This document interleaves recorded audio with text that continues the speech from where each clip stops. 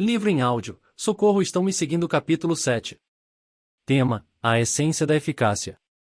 Já discutimos a necessidade urgente de líderes para atender às necessidades em rápido crescimento da Igreja Adventista do Sétimo Dia.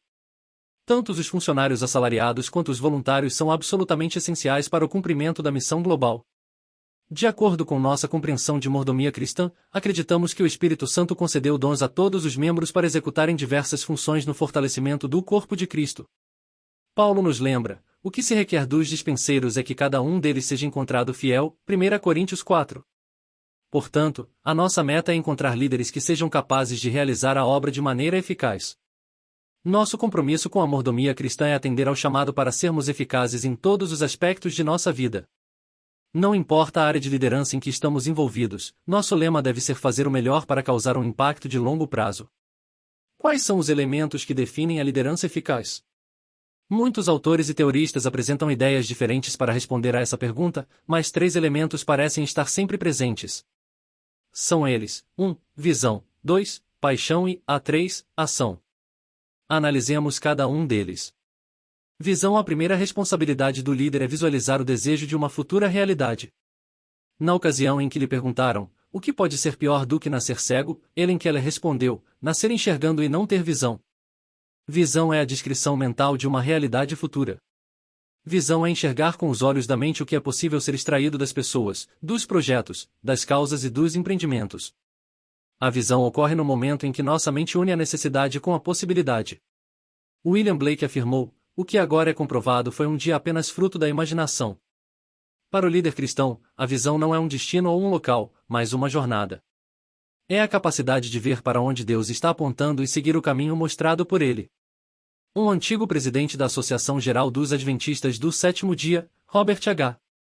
Pierson, foi direto ao ponto ao descrever o líder visionário. O líder visionário enxerga novos conversos em regiões e países agora envoltos em trevas. Enxerga igrejas onde agora há apenas terrenos baldios. Para o indivíduo visionário não existem Alpes, montanhas rochosas ou Everest. Sua fé inabalável e restrita supera todos os obstáculos. Os esforços evangelísticos, as escolas, os hospitais, as clínicas e as igrejas se multiplicam apenas com o toque mágico do Mestre no momento em que o homem de fé e de visão aceita as promessas e os desafios do Deus Onipotente. Só o Antitobea líder, p. 10. A Bíblia de Jerusalém traz a seguinte tradução de Provérbios 29, 18. Quando não há visão, o povo não tem freio. Já a Nova Versão Internacional nos ajuda a compreender melhor o texto: onde não há revelação divina, o povo se desvia.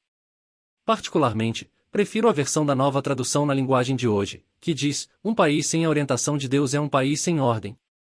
E conclui: quem guarda a lei de Deus é feliz. Para o líder cristão, a visão começa com a revelação divina.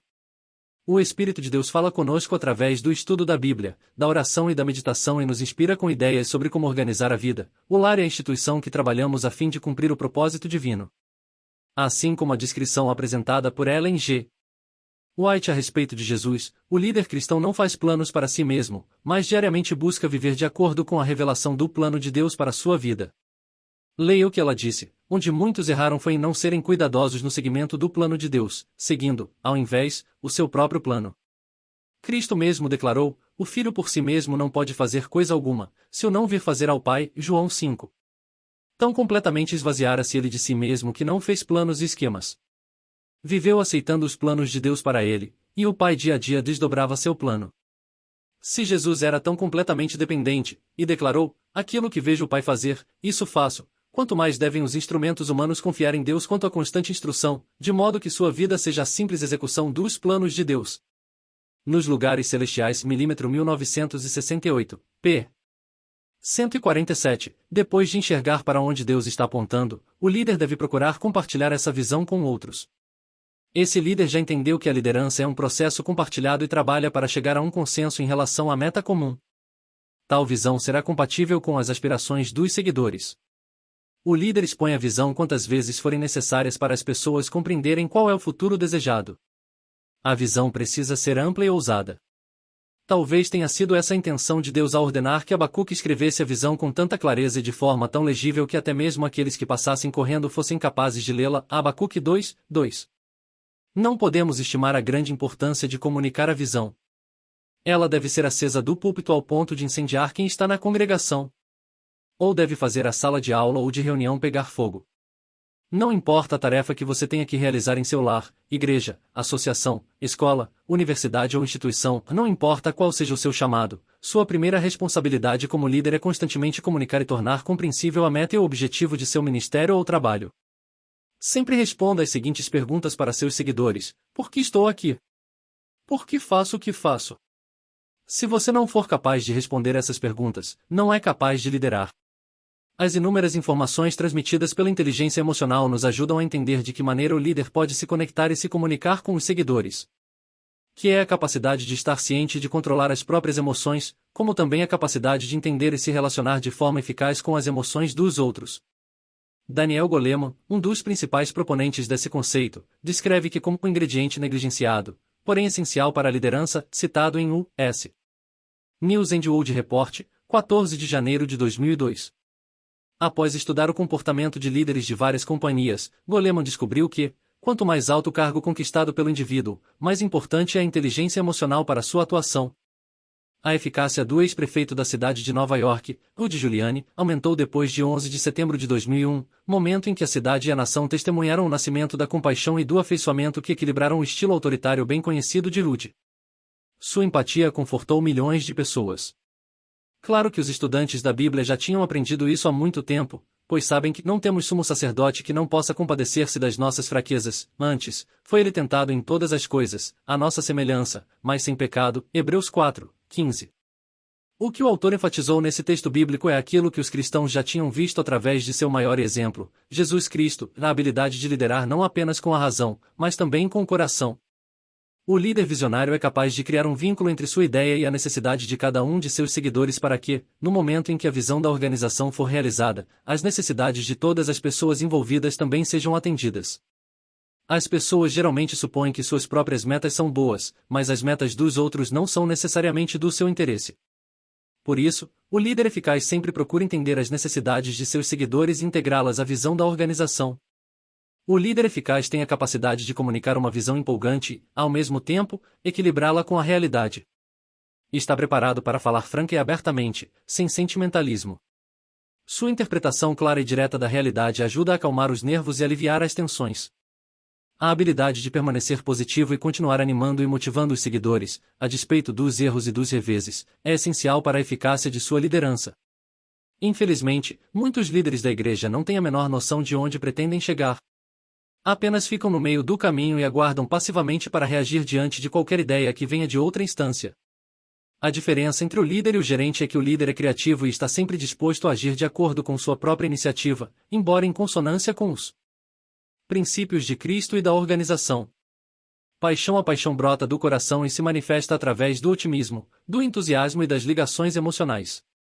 Ela aquece até a jornada mais rigorosa e difícil. Stephen Covey, em sua obra The Eighth Habit, o oitavo hábito, chama de a sua voz aquilo que fortalece a vida, que o conduz e que o mantém firme até mesmo quando todos lhe aconselham a desistir. AP 5. O indivíduo apaixonado pelo que faz não precisa ser supervisionado. Ele se autogerencia e anda quantas milhas a mais forem necessárias por causa do fogo que arde em seu peito. E Glenn Wagner, fundador e presidente da Future Lead, lembra-se de ter ouvido e v. Rio contar o que, obviamente, retrata o coração e a alma de um líder apaixonado. Diante do pedido para discursar sobre a grande comissão encontrada em Mateus 28, 19, Rio relembrou a época em que os Black Panthers ainda estavam ativos. No período em que assombravam as ruas de Nova York, as lojas localizadas em certas partes da cidade começaram a fechar as portas às 5 horas da tarde. Os noticiários confirmaram que a presença e as atividades da organização estavam começando a disseminar o pânico entre os moradores. A essa altura, Rio perguntou ao auditório quantos integrantes do Black Panthers estavam realmente ativos na cidade de Nova York. Quantos deles foram necessários para fazer com que os lojistas fechassem as portas e as igrejas não realizassem cultos noturnos? Quantos deles fizeram com que o Central Park ficasse deserto à noite? Quantos deles foram responsáveis por disseminar o medo na cidade inteira? Qual era o número de integrantes ativos do Black Panthers da cidade de Nova York? Sua resposta fez com que o auditório inteiro ficasse surpreso, 81. Em seguida, Rio fez a aplicação, 81 contra 4 milhões. 81 indivíduos fecharam igrejas e estabelecimentos. 81 indivíduos aterrorizaram a população e fizeram com que os locais públicos de atividade social ficassem desertos. Apenas 81. Hill fez uma pequena pausa e continuou: meus amigos, devemos condenar as atividades dos Black Panthers, mas, por outro lado, elogiar a organização por sua eficácia. Os 81 integrantes eram dedicados à causa que abraçaram ao ponto de arriscar a própria vida, sem considerar o que poderia lhes acontecer. Como resultado, quase paralisaram a cidade de Nova York. Extraído de Rick Warren, Ministry Toolbox, 3 de agosto de 2005. O apóstolo Paulo é um dos personagens bíblicos mais importantes que ilustra esse tipo de paixão. Em Atos 20, lemos a respeito da viagem voluntária que fez a Jerusalém, onde as algemas e muitas aflições o aguardavam e, provavelmente, teria que enfrentar a morte. Mesmo ciente de tudo isso, Paulo estava determinado a ir. Sua atitude foi: pois estou pronto não só para ser preso, mas até para morrer em Jerusalém pelo nome do Senhor Jesus. Atos 21, 13. O apóstolo estava preparado para atender qualquer chamado do Espírito Santo, sem se importar com o preço ou com o tempo. Não estava preocupado se por acaso viesse a perder a vida no processo. G. Ralph Thompson, ex-secretário da Associação Geral, observou que todas as organizações passam por 3 fases durante seu ciclo de vida. A primeira é a fase pioneira ou missionária. Trata-se de um período de paixão, fervor, entusiasmo e de grandes sacrifícios e esforços voluntários. A segunda fase envolve a criação de instituições. Nesse estágio a organização se preocupa com o estabelecimento de escolas, hospitais, associações e assim por diante. A terceira fase do ciclo da vida é a de fossilização, período do declínio, da decadência e, finalmente, da morte da organização. Evangelize, institucionalize ou fossilize. Em que fase a sua organização local está hoje? Ao demonstrar a sua paixão por uma iniciativa, o líder precisa se preocupar em sentir o ambiente. Numa organização cristã, a paixão do líder não deve espezinhar a sabedoria coletiva do corpo. Na sessão da Associação Geral dos Adventistas do 7º dia de 2005, o presidente, John Paulsen, destacou a necessidade de buscar aconselhamento e consenso ao tomar decisões. O líder deve demonstrar sua visão e paixão, mas, ao fazê-lo, precisa trabalhar com a organização, não longe dela. Indivíduos descontrolados e imprevisíveis são perigosos tanto para a segurança pessoal quanto organizacional. Os líderes jovens entusiastas precisam agir com sensibilidade ao apresentar sugestões ou recomendações de mudança à hierarquia da igreja, pois os líderes mais velhos podem ter receio em levar suas ideias em consideração. Deve haver equilíbrio, pois nem toda ideia nova é uma má ideia, como também nem toda ideia antiga é uma boa ideia. Apesar de a velhice não garantir uma sabedoria infalível, a juventude precisa reconhecer que aquilo que pretende fazer com o que já existe somente será possível por causa dos esforços daqueles que vieram antes. O líder eficaz, portanto, combina paixão com sabedoria. A ação é difícil entusiasmar as pessoas apenas com a visão. Elas gostam de ver ação. Ninguém quer entrar num veículo que não vai a lugar algum. Sempre que possível, comemore pequenas vitórias ao longo da jornada. Essa prática fortalece o grupo à medida que avançam para o progresso e para a realização das grandes metas. Há vários anos, a associação local pediu para um pastor liderar uma igreja que havia 10 anos iniciará o projeto da construção do seu templo, mas que até aquela data ainda não havia sido concluído. A visão estava lá, mas o longo período de inatividade gerou desânimo, desilusão e queda na frequência aos cultos. O clima na igreja era deprimente. Na verdade, as pessoas apelidaram aquela estrutura feia e inacabada em que se reuniam para adorar de cocheira. Determinado a não ser o pastor da cocheira, o novo líder teve que agir rápido. Com o apoio da administração da associação local, foi feito um empréstimo para dar uma vida financeira nova ao projeto. Foram mobilizados os membros para apoiar o projeto de construção.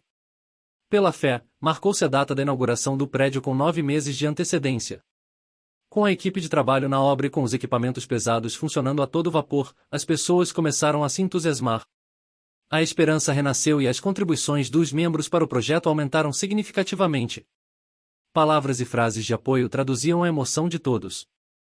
Foi um período de grande alegria marcado por versos rimados como, trabalhando sem parar para a igreja terminar, e nossa cidade vai ver que melhores vamos ser. Pela graça de Deus, a construção foi concluída e a igreja foi inaugurada na data marcada com apenas um pequeno débito a saldar.